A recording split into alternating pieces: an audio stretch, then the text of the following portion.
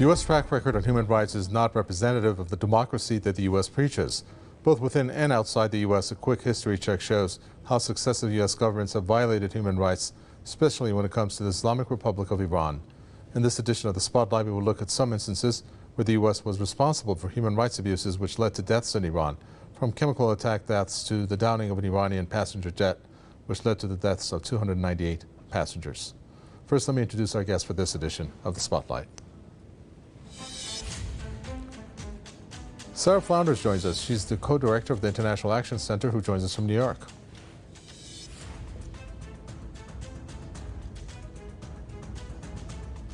Also joining us is Olsi Jazexhi, who's a historian and a journalist, who joins us from Tirana. Thank you for both of you for joining us in this edition of the Spotlight. Let me first start with you, Sara Flounders. The Iranian Foreign Ministry just recently has accused the U.S. of many times the similar accusations have been made in the past for using human rights, as the Foreign Ministry said, as a tool for violating the rights of the Iranian people. And it went and said, denouncing the unilateral economic sanctions imposed by the U.S. as what it termed a brazen violation of international law and human rights. Does the Foreign Ministry of Iran have a point? Well, he certainly does. First of all, sanctions themselves are a violation of human rights. It really is an effort to impose famine and economic dislocation on entire populations. But also, the U.S. uses human rights in the most hypocritical and cynical way. It's not even serious in the way in which they treat it, because they openly arm terrorist organizations around the world, including against Iran. As we know, the Mujahideen Khalq for decades has been armed, funded, trained by the U.S.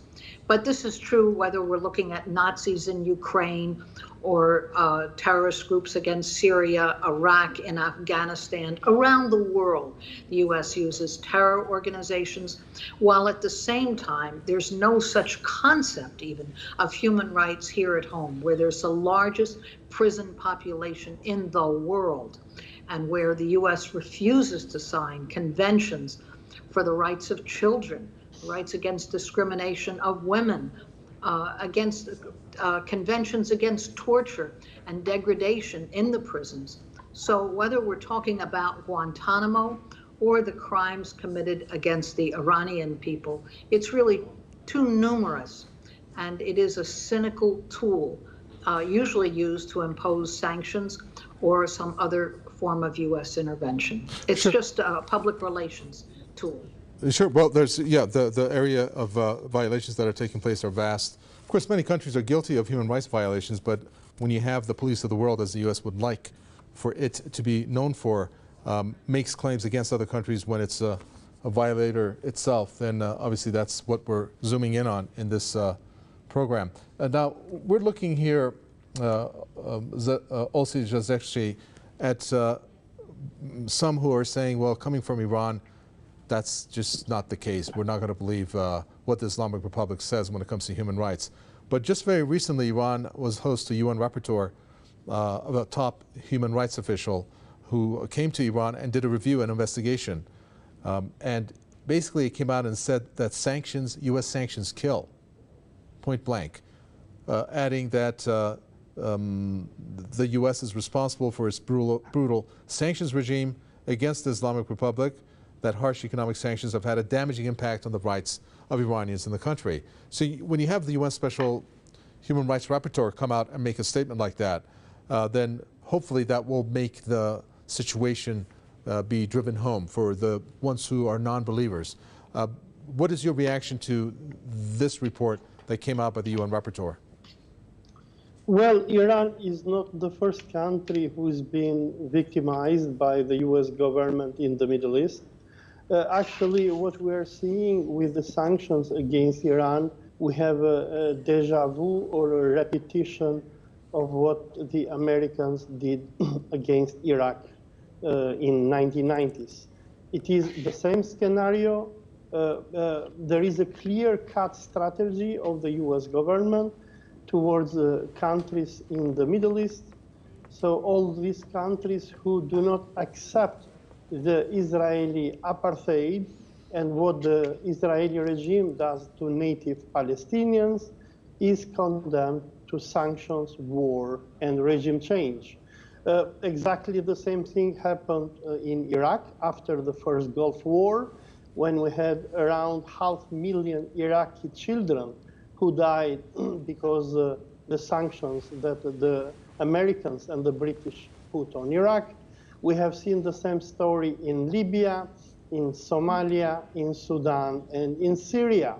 I mean, US foreign policy is not guided by human rights, but is guided by the request of the Israeli government to totally wipe out the Middle East from any independent government which stands up and speaks for the right of the native Palestinians.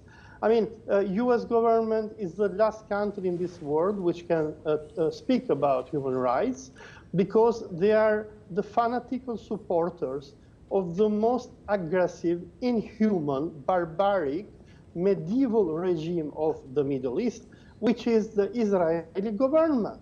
They keep the Palestinians like slaves in a zoo. Right. They have taken over their country. They do not allow them to participate in elections, and they simply kill them.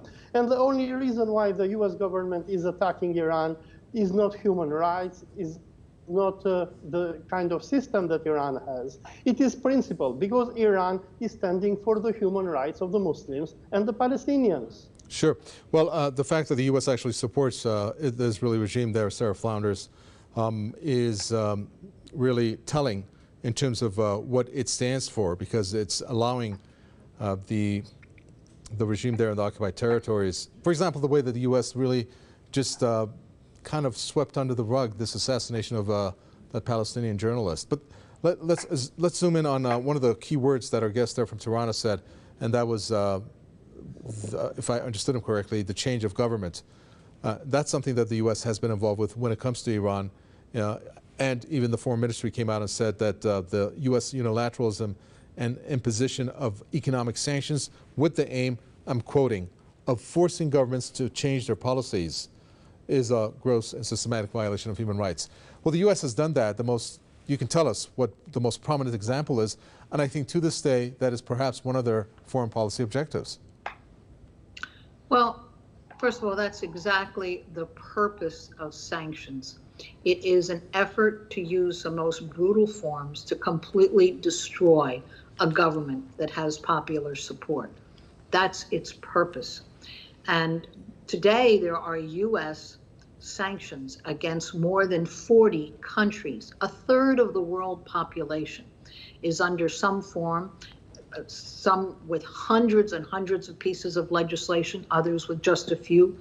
But in every single case, it is meant to be an act of destabilization, hyperinflation, and an attempt to create famine, basic medical shortages of the most essential medicines.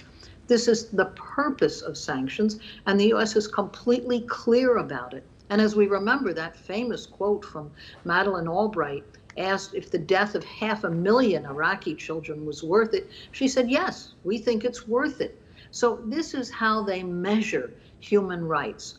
They assert the right to impose such terrible crimes against the whole population, and at the same time to assassinate leaders and scientists and prominent people.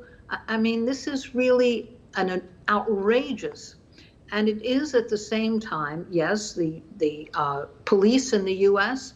and the Israeli police, they exchange training missions. They use the same tactics against the population here and the Palestinian people. Mm-hmm. They refine their tactics in the worst ways, where the violence and the brutality, here in the U.S., we face 3 police murders a day, every day. And this is true year after year. More than 1,000 police killings a year in the U.S. of unarmed civilians. This is overwhelmingly also a racist weapon. And there's this U.S. Why don't you know what? If you can hold your thoughts on that, yeah, because right before we came in, Sara Flounders, for this, there was a press conference about a certain incident that took place in the U.S. that involved the police and somebody that they had found, which I don't want to get into now, because I have to get to 3 points that I need to make about Iran. Right. We'll get, and I'll get to that point, and I'll ask you that question. But it's very sad that today is the anniversary of the Iranian airliner Olsi Jazexhi that Iran is marking. Iran is not going to forget that incident.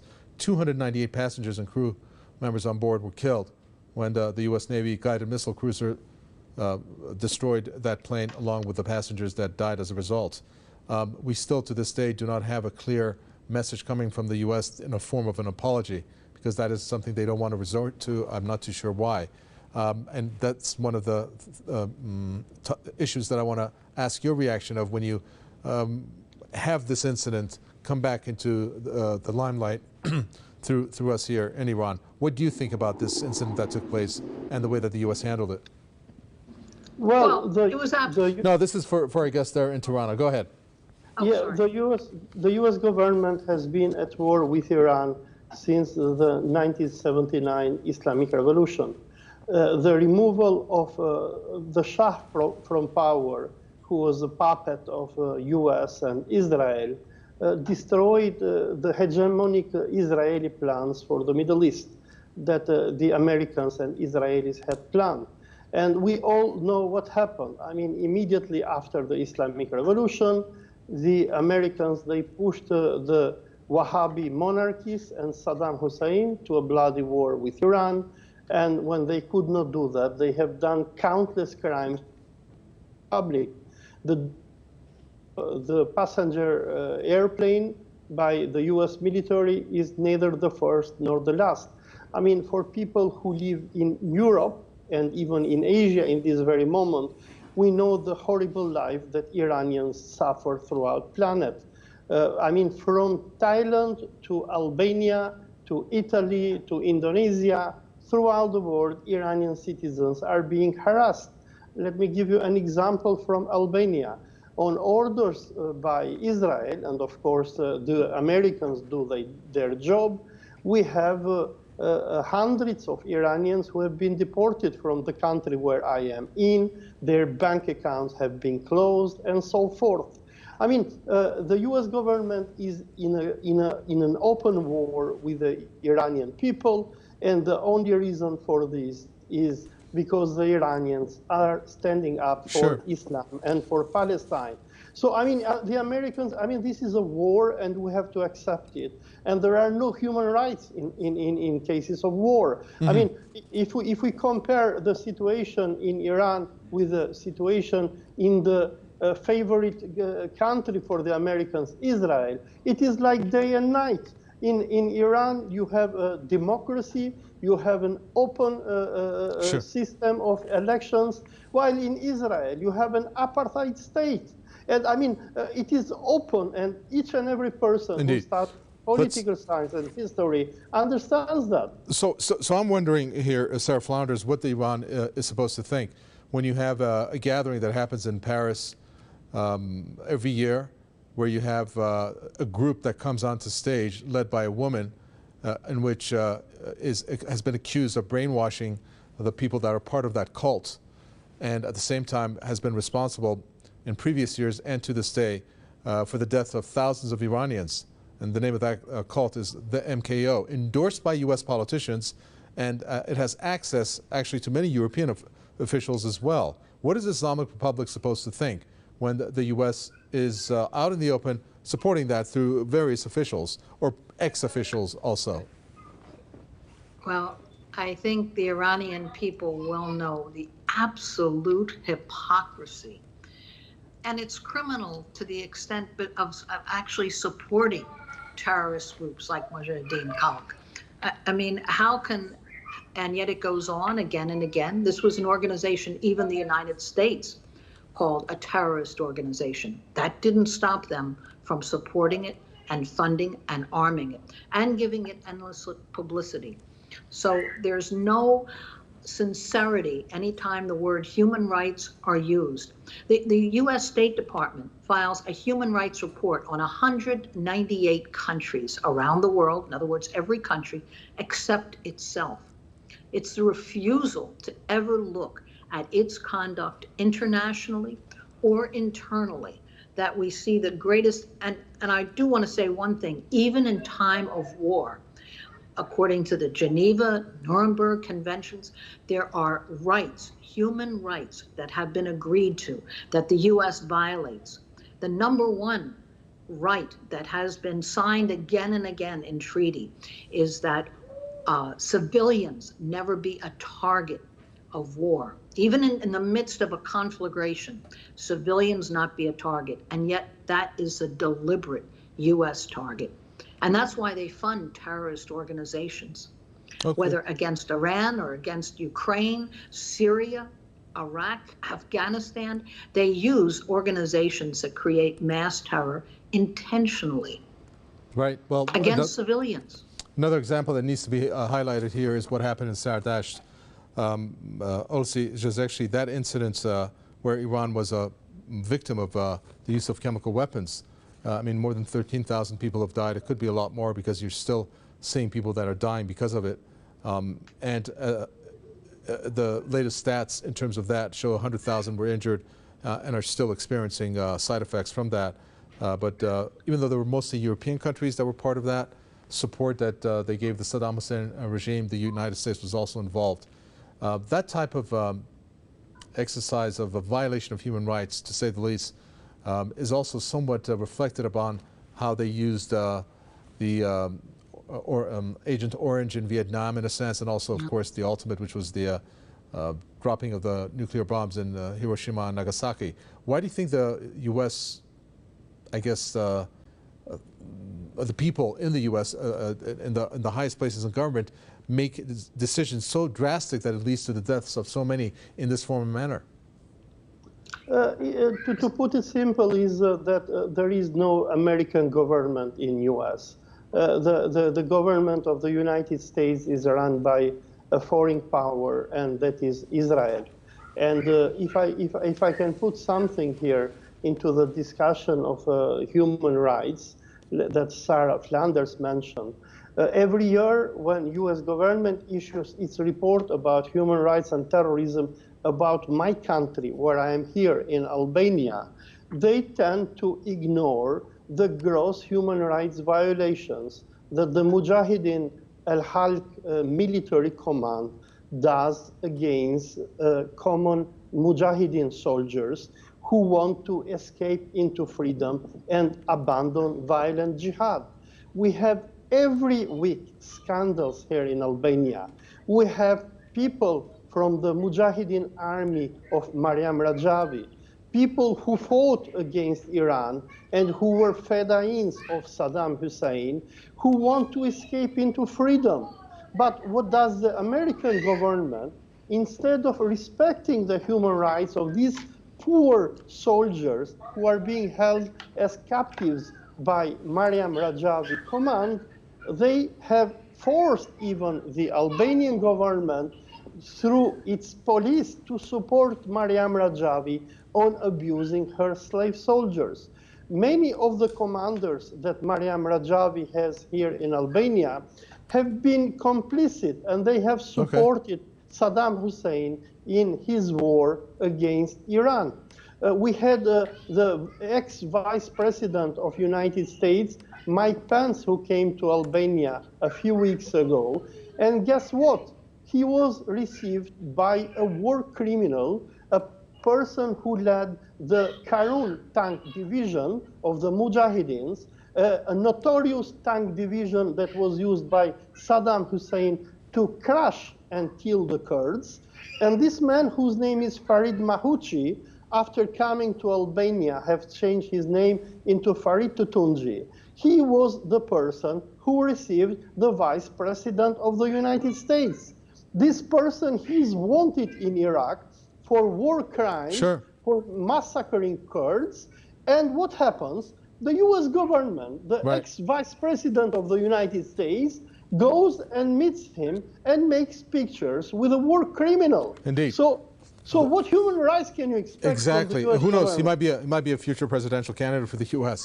Okay, so I'm going to come to you with that incident that I told you that I was going to come and ask you, Sara Flounders.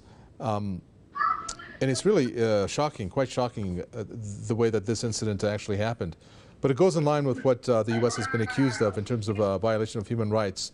And this was done by various reports, including the UN, that it's violating the human rights of black people by failing to restrict the use of deadly force.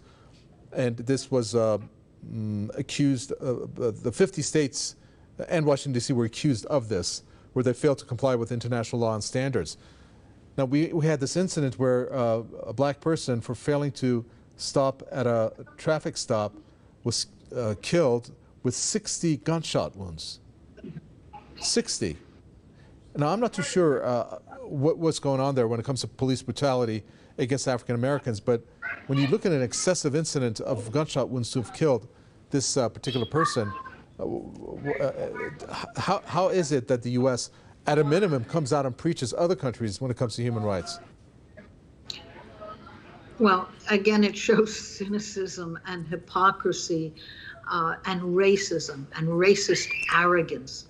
The sheer number of police killings, racist killings, and 60 shots means that, 4 and 5 policemen literally emptied their guns into this man. I mean, there's no way to explain the level of racist violence that is everyday reality in the U.S. I unfortunately have to jump in because we're fresh out of time, but I had to get that question in. I do apologize, Sara Flounders.